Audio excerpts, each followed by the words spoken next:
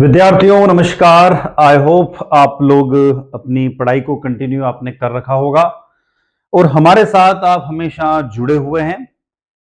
और डेफिनेटली जब आप हमारे साथ जुड़े तो आपने आपके अपने चैनल को सब्सक्राइब भी किया हुआ और सब्सक्राइब के साथ साथ में वीडियो अच्छा लग रहा है, वीडियो लेक्चर अच्छा लग रहा है तो आपने वीडियो को लाइक भी किया होगा। मैं एक और रिक्वेस्ट करना चाहता हूं कि अपने साथियों तक, अपने दोस्तों तक इस वीडियो को शेयर भी अवश्य कीजिए। आपके जो कॉलेज के ग्रुप बने हुए हैं उसमें भी शेयर कीजिए ताकि आपके दोस्तों तक, आपके साथियों तक, आपके क्लासमेट तक भी इसका लाभ मिल सके उनको। तो विद्यार्थियों अब हम चल रहे हैं इस वीडियो लेक्चर का जो पहला पार्ट हम लोगों ने पहले पढ़ा था उसमें हम लोगों ने वांडरवाल इंटरेक्शन और मेसोमेरिक इफेक्ट को पढ़ चुके हम लोग। अब इस वीडियो लेक्चर में आगे के जो चार टॉपिक दिए हुए हैं, रेजोनेंस यानी अनुनाद, हाइपर कंजुगेशन यानी अतिसंयुग्मन, एरोमेटिसिटी यानी एरोमेटिकता और प्रेरणिक प्रभाव, इन सबको हम डिस्कस करने वाले हैं। ये बात कर हम लोग बीएससी प्रथम वर्ष यानी फर्स्ट ईयर की और मध्य प्रदेश के कॉलेजों में पढ़ने वाले विद्यार्थियों के लिए बात हो रही है। उनका जो सिलेबस है माइनर केमिस्ट्री का सिलेबस है, माइनर केमिस्ट्री का पेपर फर्स्ट जिसका नाम है फंडामेंटल ऑर्गेनिक केमिस्ट्री, और फंडामेंटल ऑर्गेनिक केमिस्ट्री की यूनिट सेकंड का सेकंड टॉपिक का सेकंड वीडियो लेक्चर हम डिस्कस करने वाले हैं। तो अब देर ना करते हुए हम चल रहे हैं सीधे उस वीडियो लेक्चर की तरफ जहां मैं आपको ले चलता हूं नेक्स्ट टॉपिक की तरफ, रेजोनेंस की तरफ, क्योंकि मेसोमेरिक इफेक्ट हम यहां तक पढ़ चुके थे। अब रेजोनेंस पर आ गया हूं मैं। अब यहां पर बोर्ड पे आपको दिखाई दे रहा रेजोनेंस यानी व्हाट इज रेजोनेंस यानी अनुनाद क्या होता है। तो देखो विद्यार्थियों, रेजोनेंस हम एक खास बात, और हम हिंदी और इंग्लिश दोनों मीडियम में पैरेलल पढ़ रहे हैं, ध्यान रखना पैरेलल डिस्कस कर रहे हैं ताकि हिंदी मीडियम वाले स्टूडेंट भी पढ़ सके और इंग्लिश मीडियम वाले भी पढ़ सके। एक बात हिंदी मीडियम वालों के लिए बता दूं मैं आप लोगों को कि हिंदी मीडियम वालों को भी धीरे धीरे इंग्लिश मीडियम अडॉप्ट करना होगी, क्योंकि आगे जब आप अपनी हायर एजुकेशन की तरफ जाओगे तो हायर एजुकेशन कहीं ना कहीं इंग्लिश मीडियम में आता है और आपको वहां पे प्रॉब्लम फेस करना पड़ेगी। इसलिए आप हिंदी मीडियम वाले भी धीरे धीरे इंग्लिश मीडियम को आप अडॉप्ट करते चले, धीरे धीरे उसको ग्रहण करते चले। तो रेजोनेंस की बात कर रहा हूं, अनुनाद की बात कर रहा हूं। Resonance is a hypothetical concept. अनुनाद क्या है? एक काल्पनिक अवधारणा है। क्या है? एक काल्पनिक अवधारणा है जिसमें किसी अणु के बंधन और गुणों का वर्णन करने के लिए एक लुईस संरचना की बजाय कई अलग अलग संरचनाओं का उपयोग किया जाता है। यानी रेजोनेंस क्या है? एक हाइपोथेटिकल कॉन्सेप्ट, यानी काल्पनिक है, ध्यान रखना, ऐसी कुछ होती नहीं है, एक इमेजिनेशन किया गया, कल्पना की गई है।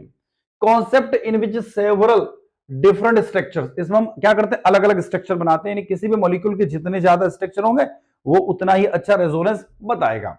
of any molecules are used to describe bonding and property of that molecule instead of one Lewis structure। तो क्या बताना होगा इसके अंदर? आपको लुईस स्ट्रक्चर बताना होगा। जब आगे बात करते हैं द पोलरिटी इंड्यूस्ड, हम याद रखें polarity induced the molecule by the interaction of a lone pair of electron with a pi bond or the interaction of two pi bond in the nearby atom is known as the resonance effect। क्या कह रहे हम लोग? एक अणु में इलेक्ट्रॉनों के एकांकी युग्म, एकांक इलेक्ट्रॉन का मतलब लोन पेयर ऑफ इलेक्ट्रॉन, जैसे हम बात करते हैं ना लोन पेयर किसकी बात करते हैं, तो जैसे हमने लिखा अमोनिया, तो अमोनिया में नाइट्रोजन के ऊपर ऐसा लोन पेयर बना रहता ना, उसकी बात कर रहे हैं हम लोग। तो एक अणु में इलेक्ट्रॉनों के एकांकी युग्म की पाई बंध के साथ परस्पर क्रिया या पास में परमाणुओं में दो पाई बंधों की परस्पर क्रिया द्वारा प्रेरित ध्रुवता को रेजोनेंस इफेक्ट या अनुनाद प्रभाव में जाना जाता है। चाहो तो आप इसको नोट डाउन भी कर सकते हो, लिख सकते हो आप इसको। आगे चल रहा हूं मैं आपको। जब किसी अणु में, देखिएगा यहां पर हमने थोड़ा सा और इसको स्पेसिफिक कलर में कर रखा है, ये आपको एक नई चीज बता रहा है, ठीक है, थोड़ा ग्रीन कलर बता रखा हमने, तो एक स्पेसिफिक चीज है। जब किसी अणु को केवल एक ही संरचना द्वारा पूर्ण रूप से व्यक्त न किया जा सके, अपितु अणु के अभिलाक्षणिक गुणों की व्याख्या दो या दो से अधिक विभिन्न संरचनाओं के द्वारा किया जाए, तो इन सभी संभावित संरचना सूत्रों को कैनोनिकल सूत्र कहते हैं। When a molecules cannot be fully expressed by only one structure, but the characteristics property of the molecules are explained by the two or more different structure, then all these possible structure formula are called canonical formulas। क्या कह रहे हैं हम लोग? तो हम कह रहे हैं कि किसी भी मॉलिक्यूल को आप एक स्ट्रक्चर से नहीं बताना, किसी भी मॉलिक्यूल की संरचना एक नहीं होगी, किसी भी मॉलिक्यूल की संरचना एक से अधिक होगी या दो से ज्यादा होगी, तो उस स्ट्रक्चर को या उस रूप को हम लोग क्या बोल देंगे? कैनोनिकल फॉर्म या अनुनाद रूप कहते हैं उसको। आगे देखते क्या कहा गया है, तथा इस घटना को हम क्या कहते हैं? अनुनाद कहते हैं। And this phenomena is called resonance. इन सभी कैनोनिकल संरचना सूत्रों का मध्यवर्ती सूत्र लिखने पर जो संरचना प्राप्त होती है उसे रेजोनेंस हाइब्रिड यानी अनुनादी संकर कहते हैं। आगे क्या दिया, and the structure obtained by the writings the intermediate formula of all this canonical structure formula is called resonance hybrid. आगे विभिन्न अनुनादी सूत्रों को उनके बीच में कौन सा चिन्ह, ध्यान रखना एक चिन्ह आएगा यहां पर ऐसा डबल हेडेड एरो, ऐसा तीर का निशान जिसके दोनों तरफ क्या हो, मुंह हो, डबल हेडेड एरो का चिन्ह लगाकर उसको प्रदर्शित किया जाता है। Different resonance formula are represented by the putting a sign between them, double headed arrow. अनुनाद संरचनाओं का कोई भौतिक अस्तित्व नहीं होता है, ध्यान रखना, इसका कोई भी फिजिकल सिग्निफिकेंस नहीं होता, फिजिकल एग्जिस्टेंस नहीं होता, नेचर में विद्यमान नहीं होती है। कौन, अनुनादी संरचनाएं। वास्तव में अनुनाद का सिद्धांत एक काल्पनिक सिद्धांत है। In fact the theory of resonance is a imaginary theory, एक कल्पना की गई है। अनुनाद के फलस्वरूप यौगिकों की ऊर्जा में कमी आती है, मतलब जितने ज्यादा रेजोनेंस स्ट्रक्चर बनेगा उनकी एनर्जी उतनी कम होती जाती है, तथा स्टेबिलिटी तथा उसका जो स्थायित्व है वो बढ़ता जाता है। अनुनाद संकर की ऊर्जा हमेशा विभिन्न अनुनादी संरचनाओं की ऊर्जा से कम होती है। The energy of the resonance hybrid is always less than the energy of different resonance structures. Clear हो गया होगा आपको। उसके बाद कंडीशंस, अनुनाद की क्या कंडीशन दे रही है, अनुनाद की शर्तें क्या है। पहली, विभिन्न अनुनादी संरचनाओं में भिन्न परमाणुओं की स्थिति लगभग समान रहनी चाहिए। The position of different atom in the different resonating structure should remaining almost the same. आगे क्या क्या कहा गया, केवल उनके इलेक्ट्रॉनिक विन्यास में ही परिवर्तन हो सकता है, मतलब संरचना सेम रहेगी। मैंने कहा कि भैया मेरे इस हाथ में 5 उंगली है, तो इस हाथ में भी कितनी उंगली होना चाहिए, 5 उंगलियां होना चाहिए। तो कुल मिलाकर कहने का है कि उंगली 5 है, पर अब मैं देखो एक दो अपोजिट हो रहा ना, यहां से अंगूठा इधर लेफ्ट साइड में तो एक अंगूठा राइट साइड में हो गया, ठीक है। तो ये जो है हम ये कह सकते हैं कि numbers of atom, numbers of molecule, numbers of electron वो सेम होना चाहिए, बट उसकी पोजीशन क्या होना चाहिए, उसकी स्थिति चेंज होना चाहिए, ये कहा गया इसमें। आगे सेकंड फॉर्म, सभी कैनोनिकल सूत्रों में अयुग्मित इलेक्ट्रॉनों की संख्या समान होना चाहिए। क्लियर, मतलब किसी एक में नंबर ऑफ अनपेड इलेक्ट्रॉन, अयुग्मित इलेक्ट्रॉन 10 है तो दूसरे में भी 10 हो, किसी में 2 है तो दूसरे में भी 2 होना चाहिए। आगे, the energy of all structure should be almost the same, सभी संरचनाओं की ऊर्जा क्या होना चाहिए, लगभग समान होना चाहिए। फोर्थ कंडीशन है, बंद कोण और बंद लंबाई भी सभी सूत्रों में लगभग क्या होना चाहिए, बराबर होना चाहिए। Bond angle and bond length should almost be equal in all formulas. अब ऑकरेंस ऑफ रेजोनेंस, अनुनाद की घटना जो होती है वो क्या होती है उसके बारे में बात कर रहे हैं। एक पाई बंद दूसरे पाई बंद के साथ कंजुगेटेड होता है, pi bond conjugated with other pi bond. Conjugated का मतलब अल्टरनेट सीक्वेंस में सिंगल डबल बॉन्ड होना, है ना, एक के बाद एक डबल सिंगल बॉन्ड आ जाते हैं। दूसरा, pi bond conjugated with the negative charge, एक पाई बंद, ठीक है, एक पाई बंद ऋणात्मक आवेश के साथ कंजुगेटेड हो जाता है। देखो पहला पॉइंट तो आपका ही हो गया, दूसरा पॉइंट हम ये देख रहे हैं। तीसरा, एक पाई बंद एक धनात्मक आवेश के साथ भी क्या होता है, संयुग्मित हो जाता है।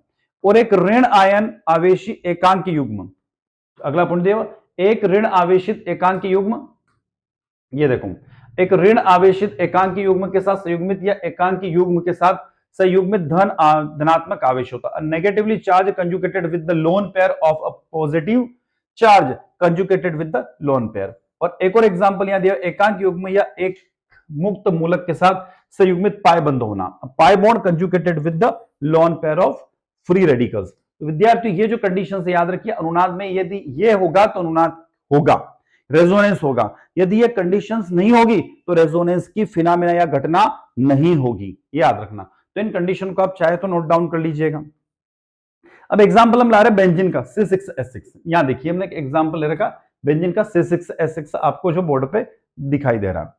अब आप देखेंगे बेंजीन को जब C6H6 में लिख रहे हैं तो हम क्या करें, ये बेंजीन का हमने एक स्ट्रक्चर बनाया, देखो यहां पर स्ट्रक्चर बना रहा हूं। पहला स्ट्रक्चर मैंने बनाया बेंजीन का, ये वाला हो गया। फिर मैंने क्या किया, देखो बेंजीन के अंदर कितने पाई बॉन्ड है, तो आप बोलोगे सर 3 पाई बॉन्ड है। अब इनकी पोजीशन कुछ ऐसे हैं, अब हमने यहां पर इनकी पोजीशन को बदल दिया, ठीक। ये जो शुरुआत के 2 स्ट्रक्चर जो हमने बनाए ये दिए थे केकुले ने, किसने दिए थे, केकुले ने। उसके बाद आए थे डेवार, कौन आए थे, डेवार साइंटिस्ट आए थे। उन्होंने कहा कि भैया देखो हमने डबल हेडेड एरो बना रखा, मतलब 2 मुंह एरो बना रखा, तो एक बॉन्ड कुछ ऐसा भी बन सकता है। फिर वापस डबल हेडेड एरो बनाया, फिर क्या कहा, या देखिए एक बॉन्ड कुछ ऐसा भी बन सकता है। और एक और यदि हम रेजोनेंस स्ट्रक्चर देखें बेंजीन का, तो कुछ इस तरीके से बना जा सकता है। तो हम ये कह रहे हैं कि यहां पर जो बेंजीन होते हैं उसको हम अलग अलग स्ट्रक्चर के द्वारा रिप्रेजेंट कर रहे हैं। खास बात है, बेंजीन के अंदर कार्बन का नंबर 6 है, हाइड्रोजन का नंबर भी 6 है, और नंबर ऑफ पाई बॉन्ड भी सबके अंदर कितने दिखाई दे रहे हैं? 3 दिखाई दे रहे हैं।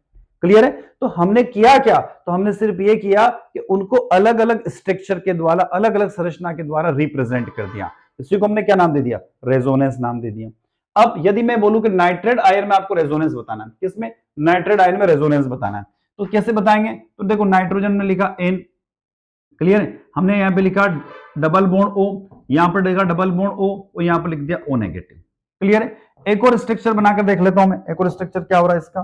देखो, एक और स्ट्रक्चर में बना रहा हूं इसका। सॉरी, क्या हुआ? एक मिनट रुको।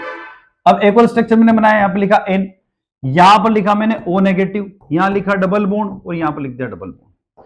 फिर नाइट्रेट का एक और स्ट्रक्चर बनाया मैंने N, O negative, double bond O, और डबल बॉन्ड O। अब आप देखिए, ऑक्सीजन पर नेगेटिव सबसे पहले इस पहले वाले ऑक्सीजन पे था, फिर दूसरे वाले ऑक्सीजन पे गया, फिर तीसरे वाले ऑक्सीजन पे चला गया। पर खास बात, सबके अंदर नंबर ऑफ बॉन्ड नाइट्रोजन ने कितने बनाए? तो 1 2 3 4 5, 1 2 3 4 5, 1 2 3 4 5। मतलब हम क्या कह रहे हैं? तो हम ये कह रहे हैं कि जो नाइट्रेट आयन है उसको हमने दो स्ट्रक्चर, दो या दो से अधिक स्ट्रक्चर के द्वारा रिप्रेजेंट कर दिया, समझा दिया, बता दिया। इसी को क्या बोलते हैं हम लोग? रेजोनेंस बोलते हैं। विद्यार्थियों, वीडियो लेक्चर अच्छा लग रहा है तो वीडियो को लाइक अवश्य कीजिएगा, आपके क्लासमेट तक वीडियो को शेयर कीजिएगा, कमेंट बॉक्स में कमेंट करके जरूर हमें बताइएगा कि वीडियो लेक्चर कैसा लग रहा है। कोई डाउट है तो इस नंबर पर व्हाट्सएप के माध्यम से आप हमसे क्वेश्चन पूछ सकते हैं, और इस वीडियो को शेयर अवश्य कीजिएगा, जरूर ध्यान रखिएगा, शेयर अवश्य कीजिएगा। एक खास बात और बता दूं, मैं अनाउंस कर दूं कि बहुत जल्दी हम आपके अपने YouTube प्लेटफॉर्म का, या हम कह सकते हैं आपके लिए, मैं बहुत जल्दी एप्लीकेशन यानी मोबाइल एप्लीकेशन भी लॉन्च करने वाला हूं आप लोगों के लिए, ताकि उसमें वीडियो लेक्चर तो रहेंगे, बस उसमें थोड़ा सा मेहनत लग रही है, थोड़ा सा पैसा खर्चा हो रहा है। तो ये जो नोट्स हम आपको यहां पर पढ़ा रहे हैं, जिस नोट्स के माध्यम से अभी आपको मैं स्टडी करा रहा हूं, जो यहां आपको बोर्ड पे दिख रहा है, स्क्रीन पे जो चलता है, तो वीडियो लेक्चर तो आपको फ्री में अवेलेबल होगा, पर ये जो नोट्स है ये बहुत मिनिमम अमाउंट के साथ में हम आपको प्रोवाइड करवाएंगे मोबाइल एप्लीकेशन के थ्रू। ध्यान रखिएगा साथियों, तो ये बहुत जल्दी हम लेकर आ रहे हैं। तो पूरे मध्य प्रदेश के लिए हम कॉलेज एजुकेशन में और स्कूल एजुकेशन में, यानी क्लास 10वीं 11वीं 12वीं, BSc first year second year final, इसके लिए बहुत जल्दी हम लोग मोबाइल एप्लीकेशन लॉन्च करने वाले हैं। आप लोगों का साथ रहा तो बिल्कुल मैं एप्लीकेशन लेके आऊंगा, और आप कमेंट बॉक्स में कमेंट करके जरूर बताइए कि एप्लीकेशन लाना चाहिए या नहीं। चलते हैं आगे। सेकंड टॉपिक आता है हाइपर कंजुगेशन। अगला टॉपिक हम डिस्कस करने वाले कौन सा? हाइपर कंजुगेशन को डिस्कस करने वाले हैं।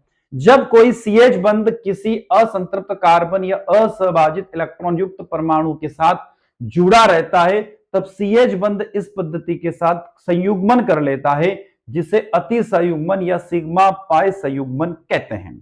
Hyperconjugation when a CH bond is attached to an unsaturated carbon or an atom having unshared electron, then the CH bond conjugated with this method, which is called hyperconjugation or sigma pi conjugation.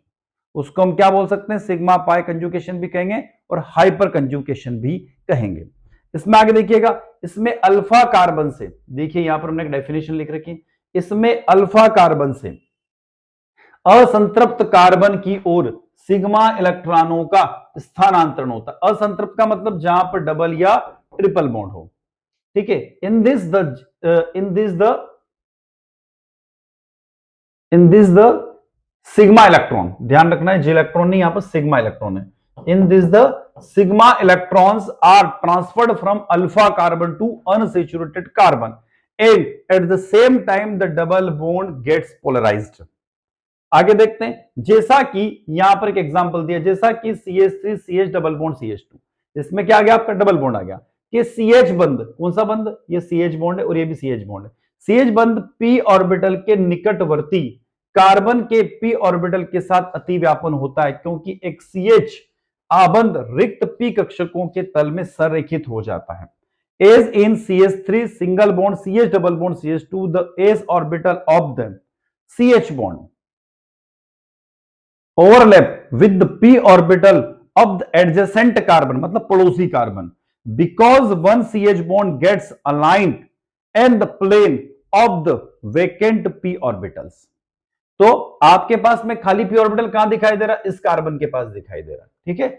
और ये CH bond है आपका, तो यहां से यहां पर क्या होगा? आपका इलेक्ट्रॉनों का ट्रांसफर हो जाएगा, और इसी को हम लोग क्या बोलते हैं? Hyper conjugation.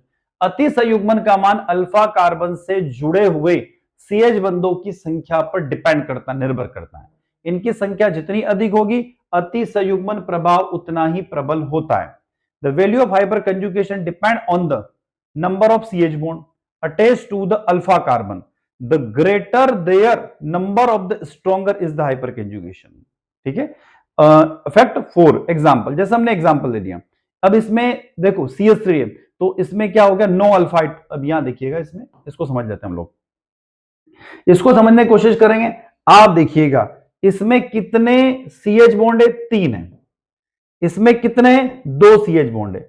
इसमें कितना CH बॉन्ड है? 1 CH बॉन्ड है। और इसमें कोई भी CH बॉन्ड नहीं है, ध्यान रखना, कोई भी CH बॉन्ड नहीं है। तो अति संयुग्मन में सिग्मा इलेक्ट्रॉनों का अनुनाद होता है, एक प्रकार की भी रेजोनेंस प्रोसेस। अनुनाद है मतलब इलेक्ट्रॉनों का ट्रांसफर होगा, अतः इसे सिग्मा बॉन्ड रेजोनेंस भी कहते हैं। In hyperconjugation there is a resonance of sigma electrons, hence it is called sigma bond resonance.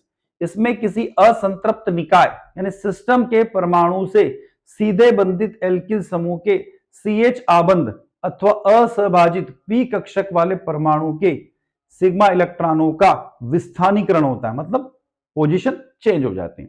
In this there is a delocalisation of the sigma electron of the atom of CH bond और unshared p orbital of an alkyl group directly bonded to an atom in unsaturated system. मतलब condition क्या है? ध्यान रखना, पूरा system unsaturated होना चाहिए, मतलब उसमें डबल या ट्रिपल बॉन्ड होना चाहिए।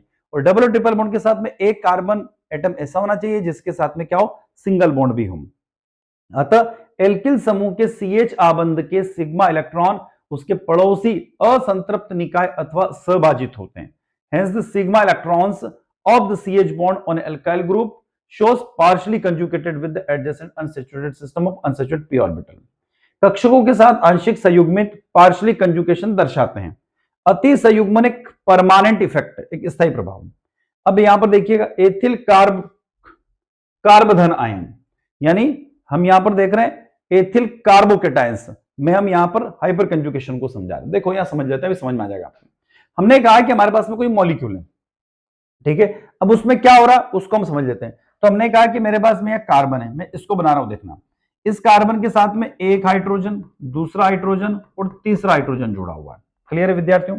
अब देखो मैं इस कार्बन के पास आया, फिर यहां पर भी एक हाइड्रोजन जुड़ा हुआ, यहां पर भी एक हाइड्रोजन जुड़ा हुआ, उस पर क्या? Positive charge. अब यहां तक तो आपको क्लियर हो गया कि हमने क्या लिया? एथिल कार्बोकेटायन ले लिया, ठीक है।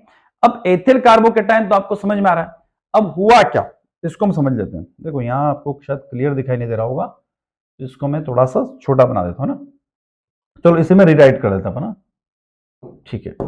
अब तो आपको क्लियर दिखाई देगा।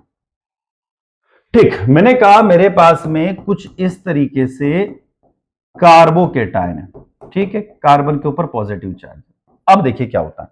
अब मैं कह रहा हूं कि यहां पर एक दूसरे में इंटर कन्वर्जन होगा और इस कार्बन और हाइड्रोजन के बीच का ये जो बॉन्ड है ना, ये बॉन्ड हम ब्रेक कर देते हैं, यानी कि तोड़ देते हैं। जब तोड़ देते हैं तो होगा क्या कि ये जो इलेक्ट्रॉन है ये ट्रांसफर होकर यहां पर आ जाएंगे। तो इस कार्बन और इस कार्बन के बीच में क्या आ गया? डबल बॉन्ड आ गया।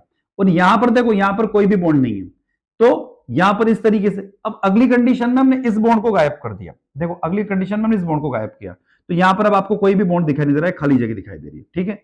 फिर तीसरी कंडीशन में हमने इस बॉन्ड को गायब कर दिया, देखो यहां खाली दिखाई दे रही है। तो इस तरीके से क्या हो रहा है कि इसको हमने क्या कहा कि सिग्मा बॉन्ड पाई बॉन्ड में कन्वर्ट हो गया। क्लियर है? और इस प्रोसेस को हम हाइपर कंजुगेशन कहते हैं। देखो यहां समझ लेते हैं, अब यहां इस डायग्राम में आपको क्लियर समझ में आ जाएगा।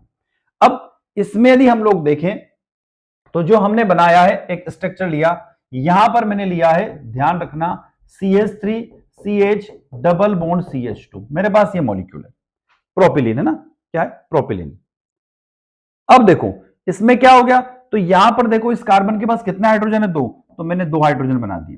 क्लियर है? फिर यहां पर मैंने एक सिंगल बॉन्ड बना रखा, ये सिंगल बॉन्ड है, इसको सिग्मा बॉन्ड है, और ऊपर वाले बॉन्ड को हम क्या बोलेंगे? Pi bond. तो ये जो दो p ऑर्बिटल है जिन्होंने पार्टिसिपेशन नहीं किया है, वो क्या कर रहे हैं, वो यहां पर आपस में कंजुगेशन कर रहे हैं, ओवरलैपिंग कर रहे हैं, और ओवरलैपिंग करने के बाद कौन सा बॉन्ड बन गया, पाई बॉन्ड बन गया। और इस CH, ये जो C दिख रहा ना, यहां पर क्या जुड़ा हुआ, एक H जुड़ा हुआ है, तो इस C और अगले C के बीच में क्या है, यहां पर H है। अब ये 3 हाइड्रोजन में से क्या हुआ, एक हाइड्रोजन आपको यहां बनता हुआ दिखाई दे रहा, तो कितना हाइड्रोजन है इसमें, 3, तो 1 हाइड्रोजन, 2 हाइड्रोजन, 3 हाइड्रोजन। तो इस तरीके से आप क्या समझ सकते हैं, अति संयुग्मन या हाइपर कंजुगेशन को आप समझ सकते हैं। चलते, तो विद्यार्थियों हम चल रहे आगे एरोमेटिसिटी की तरफ। चलते हैं, कहां गए हम, इस वाली स्लाइड पर आ गए ना। चलो, हाँ 15 मिनट का और लगभग वीडियो लेक्चर बचा हुआ है, 10-15 मिनट का और बचा हुआ है। ठीक, आगे चल रहा हूं। एरोमेटिसिटी मतलब आधे घंटे के अंदर लगभग आने वाले 11-12 मिनट में हमारा मामला फिनिश हो जाएगा। एरोमेटिसिटी क्या होती है, तो यहां पर ये बताया गया है कि ऐसे मॉलिक्यूल जो क्या हो, चक्रीय हो, साइक्लिक हो, उनमें ये कैरेक्टरिस्टिक्स देखने को मिलती है। कुछ चक्रीय समतलीय अणुओं का एक गुण है जो उन्हें असामान्य रूप से स्थिर बनाता है, जिसका कारण पाई इलेक्ट्रॉनों का विस्थानीकरण का मतलब होता है एक स्थान से दूसरे स्थान पर शिफ्ट हो जाना, यानी वे पूरे अणु में क्या होते हैं, घूमते रहते हैं। Aromaticity is a property of a certain cyclic planar molecules that make them unusually stable due to the delocalization of the pi electron, that is they move around the molecules। इस स्थायित्वता को निर्धारित करने के लिए हकल का नियम लागू होता है। ध्यान रखना, ऐसे मॉलिक्यूल जो एरोमेटिक कैरेक्टर को बताएंगे वो हकल नियम को फॉलो करेंगे, जिसके अनुसार एरोमेटिक यौगिकों में 4n+2 पाई इलेक्ट्रॉन होना चाहिए। क्या होना चाहिए, 4n+2 इलेक्ट्रॉन होना चाहिए, जहां n एक गैर ऋणात्मक पूर्णांक है, मतलब n की वैल्यू 1, 2, 3, 4 आदि हो सकती है। The stability of the determined by the हकल rule which states that aromaticity compound must have 4n+2 pi electrons when n is the non-negative integers। अब एरोमेटिक की क्या कंडीशन है, शर्त क्या है, किसी यौगिक में एरोमेटिकता होने के लिए निम्नलिखित शर्तों को पूरा होना आवश्यक है। The following conditions must be meet for compounds to be aromaticity। पहली, साइक्लिक स्ट्रक्चर, ध्यान रखना यदि साइक्लिक स्ट्रक्चर नहीं होगा तो एरोमेटिक कैरेक्टर नहीं होगा।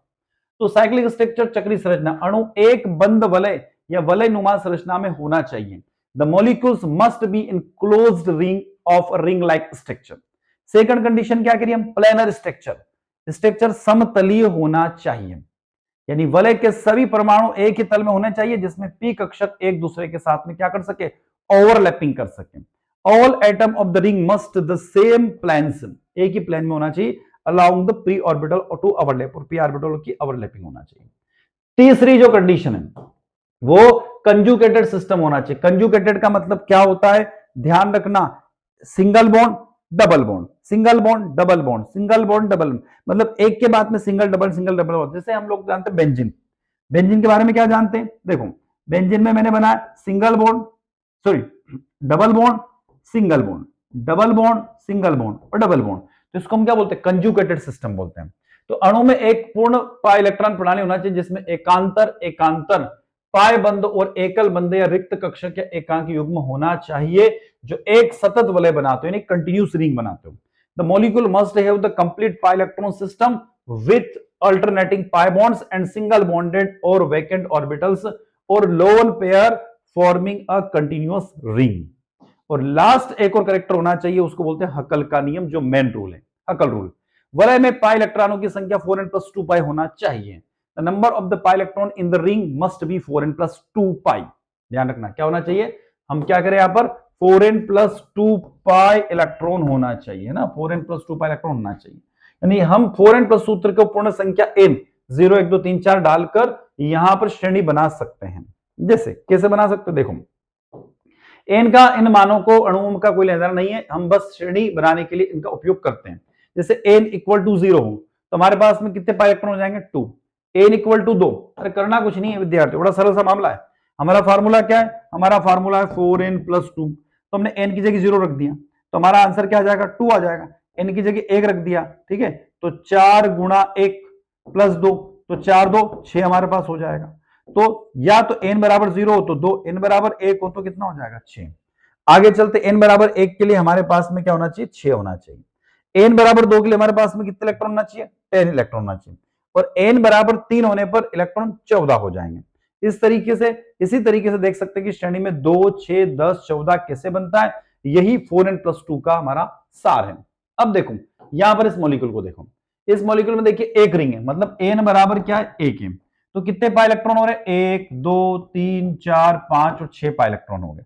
अब यहां देखो रिंग कितनी है, n = 1, कितने पाई इलेक्ट्रॉन है, तो सर 1, 2, 3, 4, 5, 6, 7, 8। तो भैया होना कितने थे, 6 होना थे, कितने, 8। तो ये हमारा क्या हो गया, ये एरोमेटिक करेक्टर को शो नहीं करेगा, और ये आपका एरोमेटिक करेक्टर को शो कर जाएगा। आया समझ में, चलते हैं आगे। चल तुम नेक्स्ट। अब यहां पर कुछ और स्ट्रक्चर दिए हुए हैं, जैसे बेंजीन में 6 पाई इलेक्ट्रॉन होते हैं, ठीक है ना। अब 6 पाई इलेक्ट्रॉन आपको दिखाई दे रहे हैं यहां पर, कहां है 6 पाई इलेक्ट्रॉन, सर 1, 2, 3, 4, 5, 6। अरे भैया इसको देखो, 1 ने 1, 2, 3 ने 4, और इसमें नेगेटिव चार्ज है ना, तो इसमें भी 6 पाई इलेक्ट्रॉन हो गए। अब इसमें 4 ही पाई इलेक्ट्रॉन है, क्यों, क्योंकि इसमें कौन सा चार्ज है, पॉजिटिव। अब इसमें 2 पाई इलेक्ट्रॉन, देखो 1 ने 1, 2, ये एरोमेटिक हो गया, ठीक है। तो जिसमें अब इसमें कितने 10 पाई इलेक्ट्रॉन है, 1, 2, 3, 4, 5, 6, 7, 8, 9, 10, ठीक है। इसमें 6 ही है, 1, 2, 3, 4, 5, 6, एक रिंग है 6 पाई इलेक्ट्रॉन, 2 रिंग है 10 पाई इलेक्ट्रॉन। क्लियर आ गया समझ में आपको। तो हम ये कह रहे हैं कि यदि क्या होना चाहिए, यहां पर आप देख लीजिए, ये जो ग्रीन ग्रेड वाले हैं ये सब क्या है, ये एरोमेटिक करेक्टर को शो कर रहे हैं, और जो दूसरे रेड जो कलर बता रखा है वो आपका कौन सा करेक्टर शो कर रहे हैं, नॉन एरोमेटिक करेक्टर को शो कर रहे हैं। क्लियर आ गया, तो आपका एरोमेटिक करेक्टर यहां से निकल जाएगा। अगला टॉपिक आता है हमारा इंडक्टिव इफेक्ट यानी प्रेरणिक प्रभाव, ठीक है। आने वाले 5-7 मिनट में हमारा वीडियो लेक्चर एंड हो रहा है, लगभग 35-36 मिनट का वीडियो बन रहा है, थोड़ा शॉर्ट वीडियो है ना।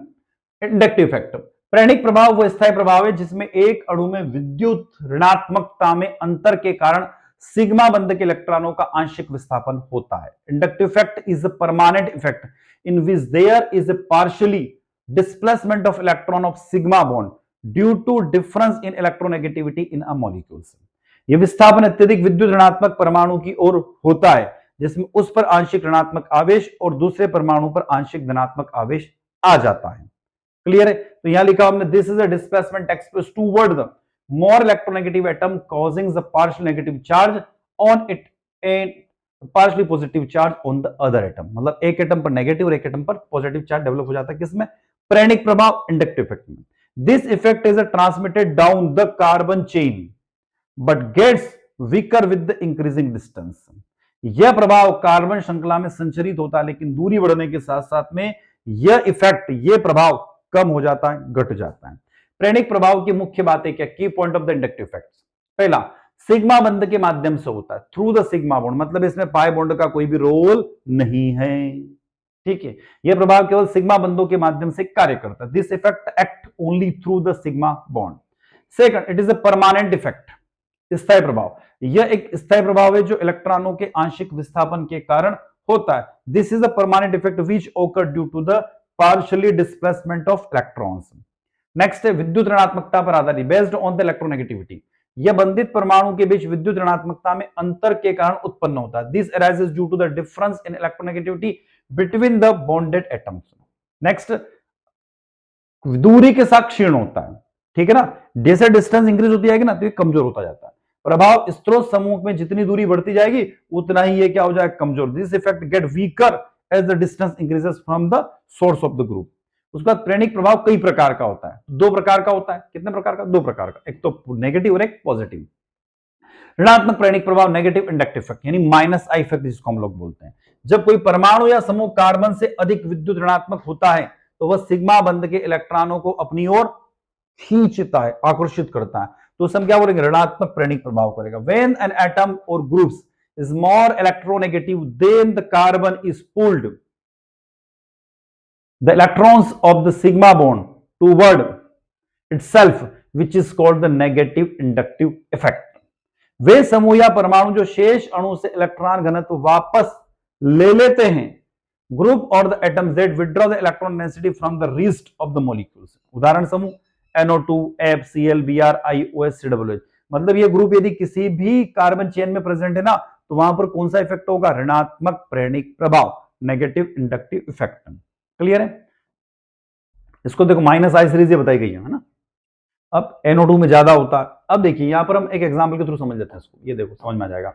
अब हमने एक कार्बन चेन बना रखी, क्या बना रखा? Carbon chain. यहां पर कोई इलेक्ट्रोनेगेटिव ग्रुप है, तो इलेक्ट्रोनेगेटिव ग्रुप का टेंडेंसी है इलेक्ट्रॉनों को अपनी तरफ खींचना। तो यहां पर आ गया पार्शियल नेगेटिव चार्ज, इलेक्ट्रॉनों को अपनी तरफ खींचा, तो इस बेचारे कार्बन के पास इलेक्ट्रॉनों की क्या होगी? डेफिशिएंसी, कमी हो गई। तो इस पर क्या हो गया? Partially positive charge. फिर इलेक्ट्रॉन इधर की तरफ चले गए, तो इस पे और इलेक्ट्रॉनों की कमी होगी और पॉजिटिव चार्ज आ गया। ये इलेक्ट्रॉन इधर गए, तो इस पे और इलेक्ट्रॉनों की कमी होगी, इस पर चार्ज आ गया, और अगले पे और ज्यादा इलेक्ट्रॉनों की कमी हो गई, इसलिए इस पे और ज्यादा पॉजिटिव चार्ज आ गया। तो इलेक्ट्रॉन किसने खींच लिए? इस एक्स ने अपनी तरफ खींच ली। इसलिए कौन सा इफेक्ट हो गया? नेगेटिव इंडक्टिव, मतलब इलेक्ट्रॉन इस चेन से बाहर की तरफ जा रहे हैं। आगे समझ में? इसलिए नेगेटिव इंडक्टिव इफेक्ट। अब आते पॉजिटिव इंडक्टिव इफेक्ट, धनात्मक प्रेरणिक प्रभाव। जब कोई परमाणु या समूह कार्बन से कम विद्युत ऋणात्मक होता है तो वह सिग्मा बंध के इलेक्ट्रॉनों को अंदर की तरफ धकेलता। अभी क्या कर रहा था? बाहर जा रहा था ना, अब अंदर धकेलेगा, जिससे वह धनात्मक प्रेरणिक प्रभाव हो जाता है। व्हेन एन एटम और group is less electronegative than carbon its pushed, धक्का देना, the electrons of the sigma bond away which is called positive inductive effect. वे समूह जो अणु के शेष भाग को इलेक्ट्रॉन घनत्व प्रदान करते हैं, group that donate electrons density to the rest of the molecules. Example alkyl group CH3 C2H5 ON etcetera. वे ये समूह इलेक्ट्रॉन घनत्व को अणु के शेष भाग की ओर धकेलते हैं, जिसके आसपास के परमाणु पर इलेक्ट्रॉन घनत्व थोड़ा बढ़ जाता है।